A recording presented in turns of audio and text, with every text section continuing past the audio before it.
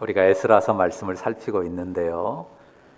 지난 주일에 유프라테스 강 그 아화로 흐르는 그 강가에서 귀한의 무리들이 행렬을 정비하는 그런 장면을 봤습니다. 핵심 요소가 빠져 있는 것을 발견했죠.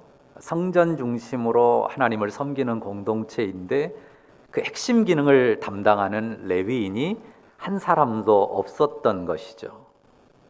뒤늦었긴 하지만 하나님의 손길에 도우심을 입어서 레위인과 느디님 사람들 상당수를 합류시켜서 길을 출발했습니다. 우리 인생 순례길에서 꼭 채워야 할 핵심 요소가 뭔가, 이것을 우리가 생각했었죠. 우리 인생의 과정과 그 끝을 넘어서 영원에 이르도록 간직할 소중한 것이 뭐냐? 두 단어로 요약을 했었습니다. 뭡니까? 사랑과 사명이라는 두 단어로 요약을 했었죠. 첫째는 하나님을 사랑한 사랑, 그리고 사람을 사랑한 그 사랑의 흔적들, 그 삶의 흔적들, 그리고 제사장적 사역과 사명이라고 말씀드렸었습니다. 우리가 이 사랑과 사명을 우리 삶에 꼭 채워 넣고 멋진 순례길을 이어가기를 바랍니다. 자, 2차 귀환의 무리가 예루살렘까지 당도하는데 얼마 걸렸다고 했습니까? 4개월이 걸렸습니다. 이들이 예루살렘에 당도해서 가장 먼저 한 일이 무엇이었을까요? 그들이 그토록 사모했던 예루살렘 성전에 나아가서 제사 드리는 일이었습니다.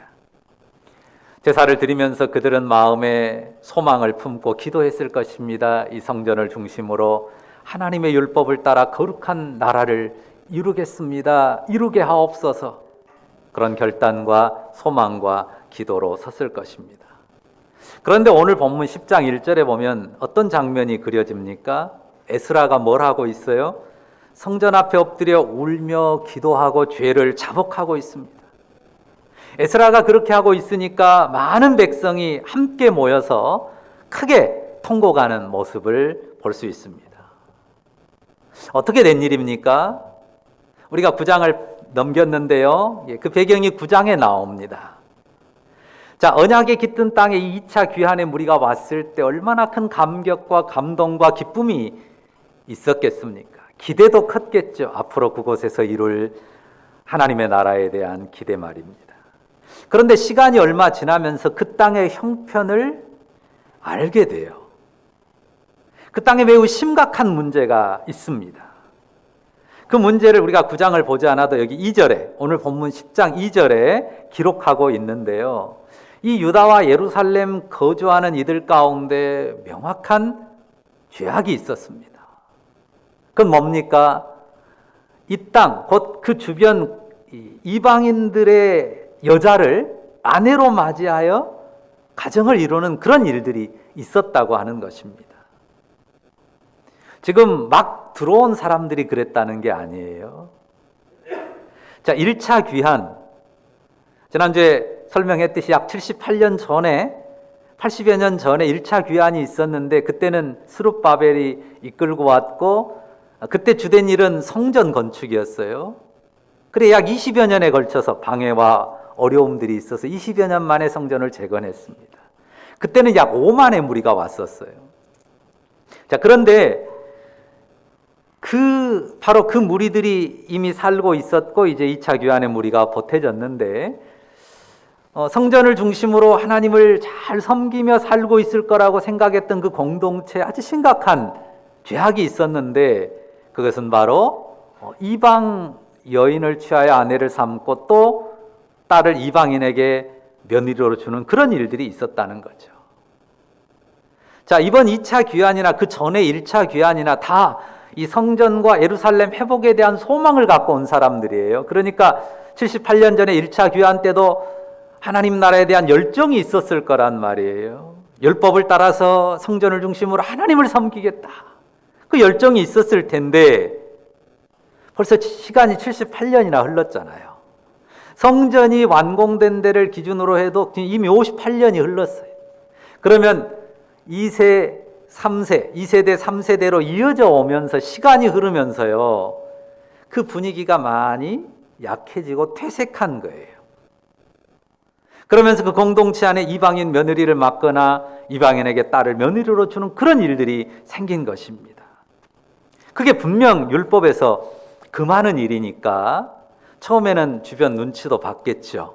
그런데 시간이 흐르면서 점차 그것을 그냥 묵인하는 분위기로 가버렸단 말이에요. 심지어는 그런 분위기라고 하는 걸 알 수 있는 것은 제사장마저도 이방 여인을 취하여 아내로 삼는 경우가 있었단 말입니다. 그런 상황을 에스라도 처음에 왔을 때는 몰랐죠. 그런데 와서 지내보니까 그런 사실을 알게 된 것입니다. 이 예루살렘과 유다 공동체에 심각한 누룩이 퍼져 있다고 하는 것을 알고 참담한 마음으로 성전 앞에 엎드려 애통하며 울며 하나님 앞에 기도한 것입니다. 에스라의 이런 모습을 보고 많은 백성이 나와 함께 크게 통곡하는 모습이 여기 1절에 그려지고 있습니다. 이스라엘 중에서 백성의 남녀와 심지어 어린아이까지 큰 무리가 그 앞에 모여서 에스라와 함께 통곡했습니다. 그런데 이 슬피 통곡하는 중에 이들이 발견한 소망이 있습니다. 하지만 아직 소망이 있습니다라고 말하는 여기 스가냐라는 사람의 제안을 볼 수 있는데요. 3절 끝에 뭐라고 합니까? 우리가 다시 하나님과 언약을 세우고 율법대로 행하자고 하죠. 우리 공동체에 우리가 지키지 못한 죄가 있다면, 범죄한, 율법을 지키지 못하고 범한 죄가 있다면 돌이켜 회개하고 다시 하나님의 율법대로 행하기로 언약을 세우자는 것입니다. 그 구체적인 내용이 뭡니까? 그 구체적인 내용은 이방인 모든 아내와 그들의 소생을 다 내보내는 것입니다. 어떻습니까? 하나님 앞에서 회개하고 돌이킨다고는 하지만 이건 쉬운 일이 아닙니다. 관련된 사람은 어떻게 이미 이방인 아내를 맞아서 살고 있는 사람, 자식까지 낳은 사람, 물론 소수가 많진 않아요. 얼마나 힘들고 쓰라린 일입니까?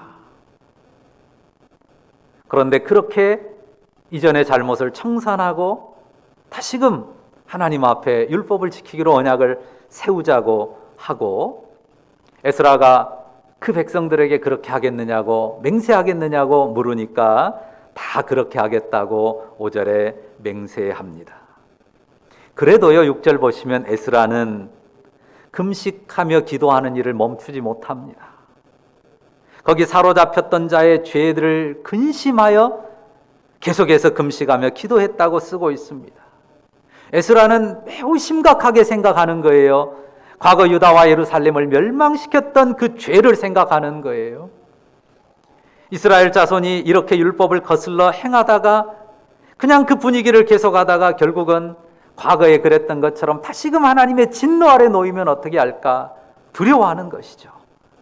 그래서 하나님 앞에 죄를 애통하고 회개하고 하나님의 용서를, 그리고 하나님의 은혜를 구한 것입니다. 그리고 나서 에스라가 유다와 예루살렘 백성을 전부 모읍니다. 아주 강력한 경고를 해요. 안 나오는 사람은, 3일 안에 안 나오는 사람은 재산을 정몰하겠다, 몰수하겠다는 거죠. 그리고 이 포로 잡혔다가 돌아온 사로잡혔던 자의 그 무리들, 그 공동체에서 추방하겠다고 엄히 경고합니다. 에스라는요, 제사장이지만 이 아닥사스다 왕에게 어떤 행정과 사법권을 가지고 부여받아 온 사람이에요. 그가 그 세속 권한을 자신의 권세와 자신의 부와 영예를 위해서는 쓰지 않았는데 예루살렘 공동체의 그 거룩함을, 순전함을 회복하기 위해서 그 권세를 사용하는 것입니다. 그래서 결국은 모든 무리가 하나님의 성전 앞 광장에 모이게 됐습니다. 그때 에스라가 명령합니다. 11절 같이 볼까요? 11절 같이 읽습니다. 이제 너희 조상들의 하나님 앞에서 죄를 자복하고 그의 뜻대로 행하여 그 지방 사람들과 이방 여인을 끊어버리라 하니. 아까 맹세하고 행하기로 한 대로 명령합니다. 12절도 같이 볼까요? 백성들의 반응 나옵니다. 같이 읽습니다. 모든 회중이 큰 소리로 대답하여 이르되 당신의 말씀대로 우리가 마땅히 행할 것이니이다. 에스라가 명한 대로 그렇게 행하겠다고 백성들이 모두 맹세했습니다. 그래서 이제 에스라는 그 맹세를 그 공동체가 실행할 수 있도록 먼저 자세한 실사를 합니다. 뒤에 나오는데 약 3개월에 걸쳐서 실제로 이방 여인을 취한 사람이 누구고 몇 명이나 되는지를 정확하게 실사를 합니다. 그리고 이 에스라서는 참 다른 성경과 다르게 아주 특이하게 끝맺는데요. 그 조사된 사람들의 명단을 쭉 기록해요. 지금 이 본문 이후의 끝까지의 내용은 다 그 내용입니다. 왜 이들의 명단을 기록했을까요? 이 사람들이 이방 여인을 맞아들였던 사람들이다라고 정죄하고 그들을 계속 부끄럽게 만들려고 써놓은 것 아닙니다.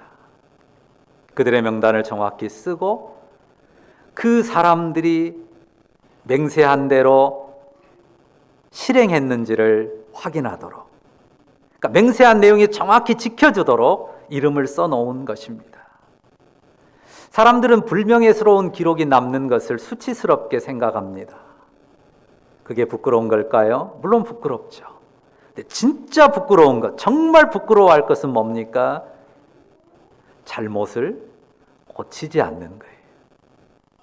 잘못이 드러나서 이름이 기록된 게 문제가 아니라 그 잘못을 고치지 않고 바꾸지 않는 것이 더 크게 부끄러운 것입니다. 드러나지 않을 수 있죠. 숨겨질 수 있죠. 그래서 죄악을 은밀하게 즐긴다고 하면 어떻습니까? 그건 더 추한 일이고 정말 하나님 앞에 심각한 부끄러움으로 심판받게 될 것입니다. 그 삶이 자신을 파괴할 거고 또한 공동체에도 해악이 될 것입니다.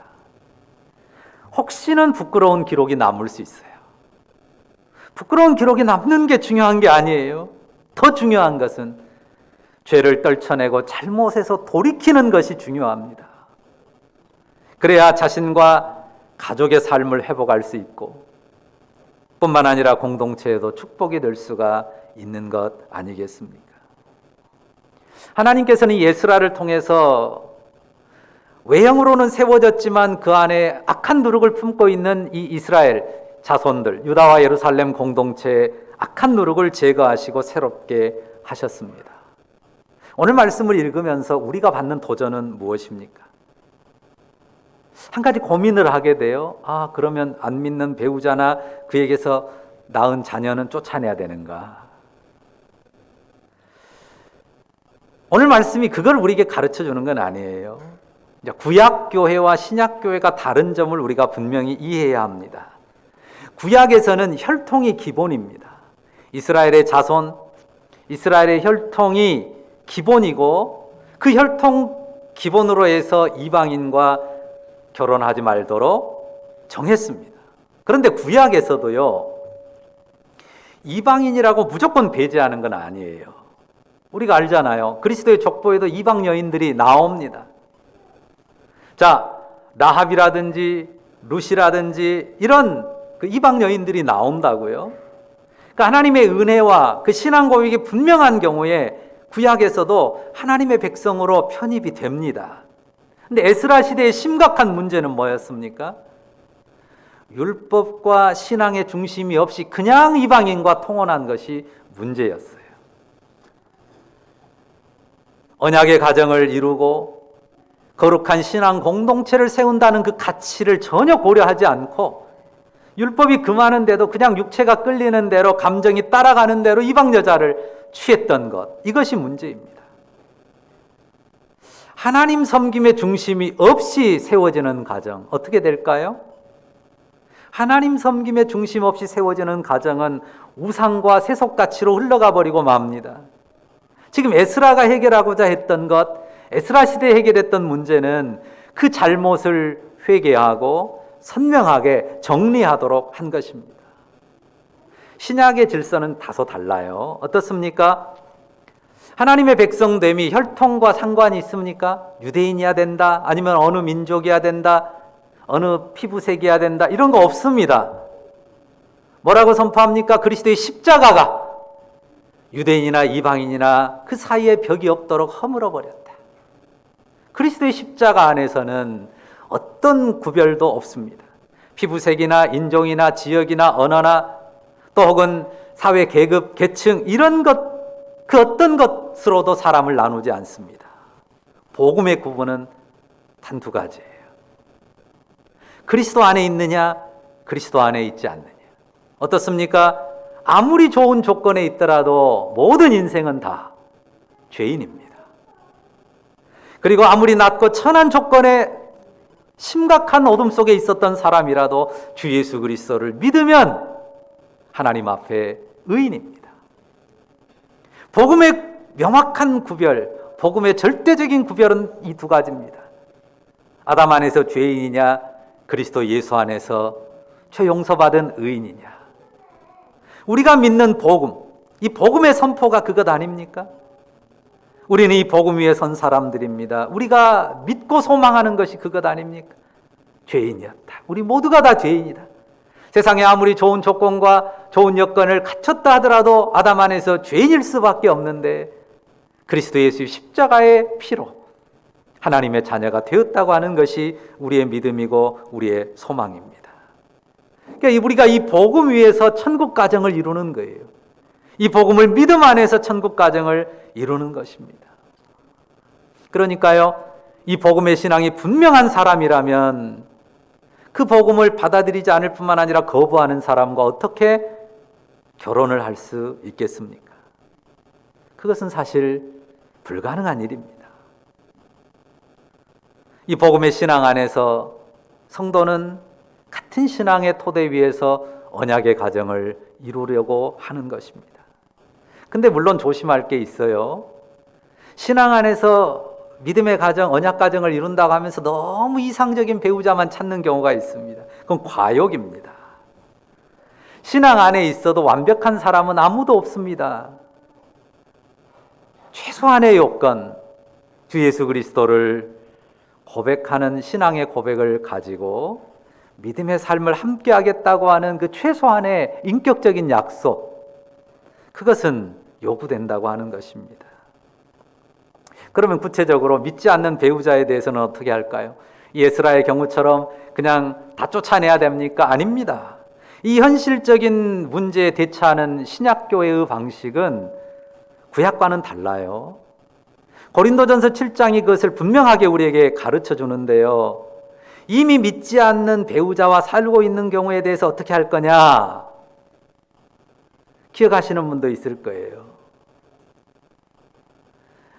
믿는 아내로 인하여서 믿지 않는 남편이 혹은 그 반대로 믿는 이로 인하여 믿지 않는 배우자가 거룩하게 될 수 있지 않겠느냐, 이렇게 말씀하신단 말이죠. 그러니까 하나님의 구원의 은혜를 생각하라는 거예요. 무슨 말입니까? 안 믿는 사람에게도 복음을 전해서 구원을 전해야 될 거 아닙니까? 근데 이미 안 믿는 배우자와 함께 살고 있단 말이에요. 그러면 그 배우자와 헤어지지 말고 믿음으로 잘 섬겨서 그가 구원의 은혜를 입도록 해라 하는 것이 고린도전서의 가르침입니다. 적어도 그 믿지 않는 배우자가 네 믿음 때문에 너하고 못 살겠다라고 배척하지만 않는다면 갈라서지 마라 하는 것이 성경의 가르침입니다. 신약의 복음의 가르침입니다. 그러니까 복음의 소망으로 내가 주님을 믿는 것처럼 그도 주님을 믿어 은혜로 하나님의 구원의 자리에 이르도록 복음의 사랑으로 섬기라고 하는 것이죠. 그로 인해서 나를 통해 내 아내나 내 남편도 거룩하게 되고 내 자녀들도 거룩하게 되도록 하라 하는 것이 신약 성경의 가르침입니다. 그런데 아까 말한 것처럼 배우자가 완강하게 거부하는 경우 있어요. 그리고 정말 믿음 때문에 너하고는 못 살겠다라고 하는 경우에는, 그럴 때는 혹 갈리더라도 이 일에 구애받지 마라, 이 말씀도 쓰고 있어요. 그러니까 아주 조심스러운 말이지만 아주 조심스러운 말이에요. 배우자가 믿음을 완강히 거부하고 그것 때문에 못 살겠다고 한다면 갈라서는 것도 괜찮다라는 그런 말씀이에요. 물론 아주 조심스럽게 적용해야 될 말씀이긴 하죠. 가족 구원이 소중하고 또 한편으로 정말 소중한 것이 내 신앙과 자유입니다. 그러니까 어느 한쪽도 율법적으로 치우쳐서 강요할 게 아니에요. 그러니까 불신 가족을 전도하고 구원하는 것도 중요하고, 그러나 그것이 너무 얽매이는 것이 될 때는 거기에 얽매이지 않는 것도 가능한 일이다라고 말씀하는 거예요. 그러니까 이렇든 저렇든 초점은 뭐냐면요, 천국 복음, 그 복음의 소망을 안고 살아갈 수 있느냐, 그리고 그것을 중심으로 이 구원의 복을 누리는 가정을 이루느냐, 그런 가정을 세워가느냐 하는 것입니다. 그러니까 어떻든 복음의 소망과 복음의 신앙으로 나 자신과 내 가정과 내가 속한 공동체를 세워가는 데 초점을 두는 것입니다. 현실적으로 이런 질문들을 자주 받아요. 그냥 안 믿는 사람하고 결혼해서 믿게 하면 되지 않습니까? 라는 질문입니다. 그리고 보니까 안 믿는 사람하고 결혼해서 믿게 하는 경우도 있더라고요. 이런 말들 하죠. 물론 그런 결과를 얻는 경우도 있어요. 그런데 그것은 절대로 쉬운 일이 아닙니다. 만약에 주님이 그렇게 해서 믿게 해라, 내가 그렇게 도와주겠다라고 하신 약속의 말씀이 있다면 괜찮겠습니다. 그런데 주님이 그런 약속을 성경 어느 곳에서도 해주신 바가 없습니다. 쉽게 말하면 주님께서도 보장하신 일이 아니란 말이에요. 그런데 사람이 어떻게 장담할 수 있습니까? 그런 일은 마치 도박에서 올인하는 것과 같다고 할 수 있어요. 아주 무서운 도박을 하는 것일 수 있어요.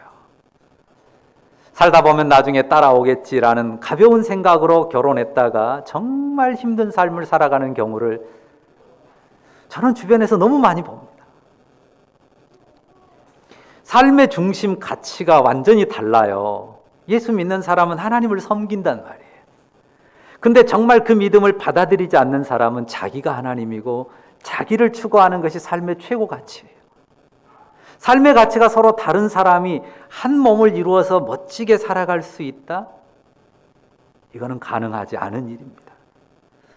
어느 부분에서 부분적으로는 하나 될 수 있겠지만 온전하게 하나 되는 온전한 가정을 하나님 앞에 이룰 수는 없는 것입니다.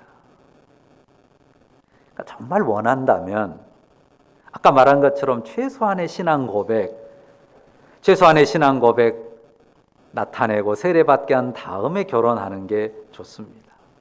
나는 원하는데, 나를 원하면서도 내 신앙은 거부한다? 그 사람이 진짜 사랑으로 나와 온전한 한 몸을 이룰 수 있을까요? 저는 그럴 수 없다고 생각합니다. 사실 우리 인생살이가 어떻습니까? 함께 같은 믿음을 가지고 살아가는 경우에도 사는 게 얼마나 힘듭니까? 쉽지 않아요. 그런 인생이라고요. 그런데 근본적으로 믿음의 가치가 삶의 중심이 다른데 온전한 한 몸을 이룬다? 정말 어려운 일입니다. 그러니까요, 절대 무모한 도전을 하시면 안 됩니다. 우리 자녀들도 절대 무모한 도전을 하게 해서는 안 됩니다. 반드시 복음의 신앙과 소망 그 터전 안에서 축복받은 가정을 이루도록 그런 공동체로 나아가도록 해야 할 것입니다. 자, 오늘 말씀을 통해서 우리가 받는 도전이 있다면 그것은 거룩한 언약 가정을 향하는 소망과 결단입니다. 그리고 거기에는 오늘 말씀에서 보는 것처럼 굉장한 아픔, 뼈를 깎는 아픔을 감내하는 그런 결심이기도 합니다. 설교 제목은 뭐라고 썼습니까? 복음의 소망으로 세우는 거룩함 그랬는데요. 우리가 복음의 소망을 따라서 거룩한 삶을, 거룩한 가정을, 거룩한 공동체를 세워야 합니다. 복음의 소망을 따라, 복음의 믿음을 따라서 내 개인의 삶을 거룩하게, 내 가정을 거룩한 언약 공동체로, 또한 우리 교회 공동체를 언약 공동체로 세워가야 되는 것입니다. 하나님의 법을 거스르는 죄를 가볍게 생각하지 마십시오. 우선은 육체의 본성을 따르는 게 좋을 수 있습니다. 그리고 별 문제 없어 보이기도 합니다. 하지만 그것이 주님의 도와 가르침에서 벗어나는 길이면 그 길의 끝은 반드시 저주와 멸망으로 치닫게 돼 있습니다. 우리 삶의 과정에 허물이 있을 수 있어요.